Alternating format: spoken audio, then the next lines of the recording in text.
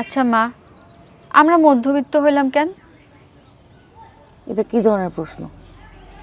এই যে দেখো, আমাদের বাবা হলো গিয়া শিক্ষক, আমরা তার সন্তান। এখন আমরা শাক লতা পাতা দিয়ে ভাত খাইয়েও মানুষের দেখাইতে হয় যে আমরা খুব ভালো আছি। আচ্ছা মা, তুমি কত শিক্ষকের সন্তান হিসেবে এমন মিথ্যা কথা বলা কি আমার করে মানায়? শাক দিয়ে ভাত কাজগুলো কি ভালো নয় না? কেন তোর বাপে মাছ মাংস খাওয়ায় না? রাজা বাদশারা তো শাক খায়, তাই বলে কি তারা ভালো নাই? শোনো মা, আমাদের যদি আরো বেশি টাকা থাকতো তাইলে আমরা আরো বেশি ভালো থাকতাম। এই দেখো আমার বান্ধবী, ও এই বয়সে নেপাল ঘুরতে গেছে, আর আজ অব্দি তো আমরা কক্সবাজারে ঘুরতে যাই নাই। তাহলে বলো আমরা কি ভালো আছি বেশি? শোন, ঘুরতে যাওয়া হইলো মনের ব্যাপার। তুই যদি মনে করস তুই কক্সবাজারে, তাহলে কক্সবাজারে। তুই যদি মনে করস তুই বস্তিতে, তাহলে বস্তিতে। আর তুই যদি মনে করস তুই নেপালে, তাহলে নেপালে। তুই এখন চিন্তা করে দেখ কই থাকবি, নেপালে, কক্সবাজারে না বস্তিতে? আমি ইউরোপে থাকবো, ইউরোপিয়ান কবিদের লগে দেখা করবো, কথা কমু।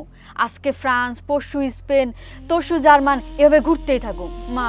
আমি আমি ইউরোপ ঘুরতে যাবো, ইউরোপে যাবো। তাহলে মনে কর যে তুই ইউরোপে, তাহলে ইউরোপে। বাহ, তাই এসব তত্ত্ব কথা শুনতে আমার ভালো লাগে না মা, এইসব কথায় পেট ভরে না। আমি তোমাকে মতো এমন মিথ্যে মিথ্যে ভালো থাকার অভিনয় করতে পারি না। আমি মনে করি জীবন বাঁচতে হলে অনেক টাকার প্রয়োজন। মা, ও মা, তোমার জামাই তো খারাপ হয়ে গেছে। কেন, তো জামাই কি আবার বিয়ে করছে? চুপ থাক, আমার জামাই বিয়া করবো কেন?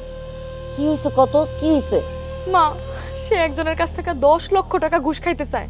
আমি ঘুষ খাইতে বারণ করছি দেখা সে কইছে সে আমার কোনো বারণ শুনবো না, সে নাকি ঘুষ খাইবই। দুলাভাই তো ঠিক কাজটাই করছে। আরে জীবনে বাঁচতে হলে টাকা পয়সা খুবই জরুরি, আমি তো এটাই মায়েরে বুঝাইতেছিলাম। মা, দেখছো ও কি কয়? ওইগুলো কি কইতাছে? এই তুই শুধু যা তো এখান থেকে। শোন বাবু, জীবনে টাকার দরকার আছে, অনেক টাকার দরকার আছে, এটা মাথায় রাখিস। মা, ও মা, তোমাকে জামাই তো খারাপ হয়ে গেছে। তুই কান্দিস না, দাঁড়া আমি দেখতেছি তো বাপের লোক কথা কয়ে দেখি কি কয়।